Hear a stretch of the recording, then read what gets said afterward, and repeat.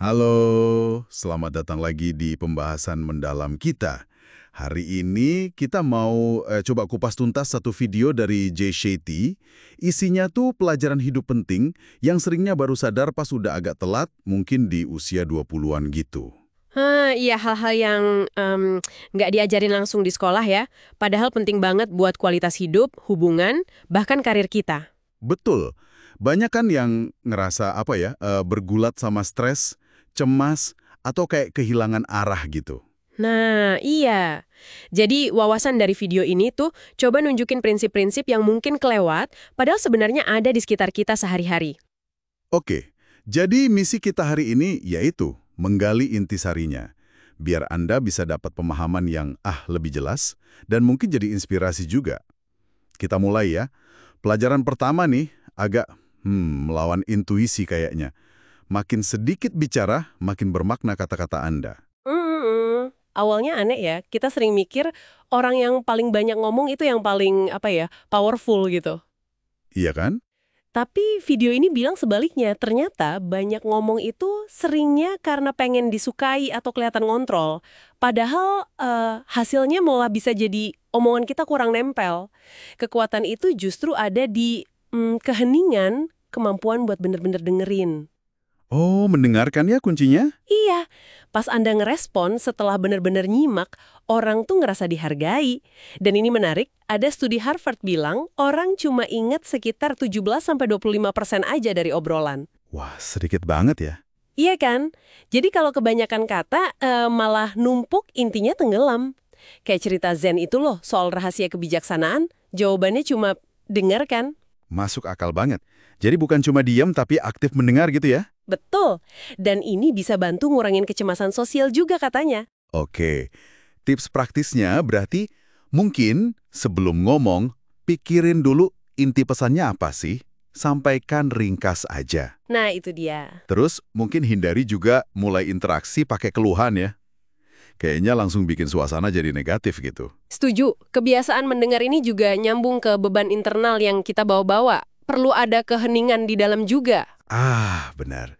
Ini masuk ke pelajaran kedua ya, yang bunyinya, lepaskan atau Anda akan terseret. Iya, analoginya kuat banget itu. Kalau Anda nggak mau ngelepasin sesuatu, entah itu orang, situasi, atau masa lalu, Anda tuh bukan ngeberhentiin itu, tapi malah Anda yang jadi keikat dan keseret sama itu. Aduh, ini kayaknya banyak banget yang bisa relate ya.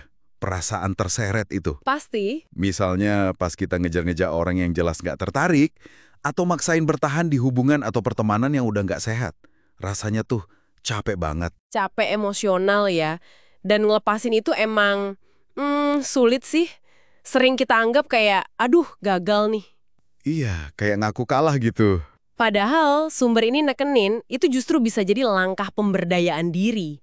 Menariknya nih, secara neuroscience, nahan sakit emosional kayak dendam, kecewa, itu ngaktifin area otak yang sama loh, kayak sakit fisik. Serius?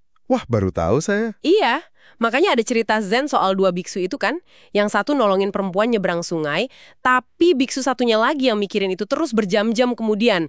Nah, biksu kedua itulah yang masih mikul bebannya. Padahal kejadiannya udah lewat lama ya. Betul, intinya beban itu ada selama kita milih buat mikulnya. Coba deh Anda sekarang mungkin ambil waktu sejenak, pikirin. Ada nggak sih satu hal, dendam, atau mungkin harapan kosong, kekecewaan yang masih Anda pegang erat banget? Bayangin gimana rasanya kalau itu dilepasin hari ini. Mungkin dimulai dari pikiran dulu aja. Nah, kemampuan melepas ini juga ada hubungannya sama ekspektasi kita ke depan dan gimana kita menetapkan standar buat diri sendiri. Ini nyambung ke pelajaran ketiga. Apa tuh yang ketiga? Anda mendapatkan apa yang Anda terima atau toleransi, bukan cuma apa yang Anda rasa pantas Anda dapatkan. Waduh, ini agak nusuk ya kedengarannya. Haha, iya mungkin agak keras tapi realistis banget sih. Kita kan seringnya mikir, saya tuh pantas dapat yang lebih baik, gaji lebih tinggi kek, pasangan yang lebih perhatian, atau lebih dihargai gitu. Iya, ya mungkin Anda enong pantas. Tapi kenyataannya, kata sumber ini, kita seringkali cuma dapat sebatas apa yang kita izinin terjadi sama diri kita. Apa yang kita toleransi. Jadi kuncinya di standar dan batasan pribadi ya? Tepat. Standar dan batasan yang kita tetapkan, dan ini penting banget, yang kita jaga secara konsisten. Kalau kita sendiri nggak ngehargain batasan kita, ya gimana orang lain mau ngehargain? Ada studi APA juga disebutin, orang yang terus-terusan mentolerir pelanggaran batas kecil, itu 62% lebih mungkin berakhir di hubungan yang bikin capek emosi. Wow, gede juga ya angkanya. Jadi hal kecil yang dibiarin terus itu efeknya panjang. Iya, dan perlu diingat, nentuin batasan itu bukan soal ngubah orang lain, tapi soal gimana Anda bakal bereaksi atau bertindak beda kalau batasan itu dilanggar. Contohnya, jelas ya tadi, kayak kalau ada orang yang batalin janji terus mepet-mepet, ya saya nggak akan ajak dia bikin rencana lagi.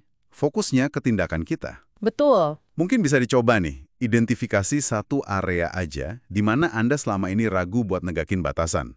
Mulai dari nyatain ke diri sendiri dulu. Nah, negakin batasan ini juga butuh kepekaan baca situasi kan ya? Banget, butuh banget. Ini ngambung ke pelajaran keempat, belajar baca tindakan di balik kata-kata. Sumber ini ngasih contoh umum banget. Apa tuh? Alasan kayak, maaf ya, aku emang payah nih balas chat. Ah iya, itu alasan sejuta umat kayaknya. Video ini bilang itu seringnya semacam kode halus ya. Bisa jadi kode buat kamu tuh bukan prioritasku saat ini. Kedengarannya mungkin agak nyakitin, tapi coba deh kita lihat realitanya. Gimana tuh maksudnya? Yang perlu diperhatiin itu polanya. Pola yang konsisten, bukan cuma 1 atau 2 kali kejadian. Kan ada data Pew Research juga, 89% orang usia 18-49 itu ngecek HP berkali-kali dalam 1 jam. Oh iya bener juga, hampir semua orang pegang HP terus ya. Nah, iya kan? Jadi realistis aja, kalau seseorang beneran pengen ngabarin atau ngerespon, biasanya sih mereka bisa nemuin cara dan waktu. Ini bukan soal nyalahin ya, tapi lebih ke mengakui aja tiap orang punya prioritas beda, dan tindakan mereka itu nunjukin prioritasnya. Oke. Jadi sarannya ini sebenarnya cukup memberdayakan ya. Kalau Anda ngerasa kayak ngejar-ngejar terus perhatian orang yang nggak responsif, coba deh jeda dulu. Betul. Alihin energi Anda ke hubungan lain, di mana ada timbal balik yang tulus, yang konsisten. Fokus ke orang-orang yang nunjukin kepedulian mereka lewat tindakan nyata. Tepat sekali. Oke, jadi kalau kita rangkum nih dari pembahasan kita, intisarinya tuh ada beberapa ya. Ada kekuatan di balik bicara lebih sedikit, tapi lebih dengerin. Terus, keberanian buat ngelepasin apa yang bikin kita terseret. Pentingnya jaga standar diri lewat batasan yang jelas. Iya. Dan terakhir, kemampuan buat baca realita lewat tindakan orang bukan cuma kata-katanya aja. Ini semua kayak alat bantu navigasi hidup ya. Persis, ini bukan cuma teori di awang-awang, tapi alat yang praktis banget. Pertanyaannya sekarang buat Anda yang dengerin, gimana nih pemahaman ini bisa dipakai dalam interaksi sehari-hari? Iya, gimana ini bisa bantu Anda ngerasa lebih, berdaya gitu. Mungkin bisa ngurangin rasa capek emosional juga, entah dalam hubungan atau di kerjaan.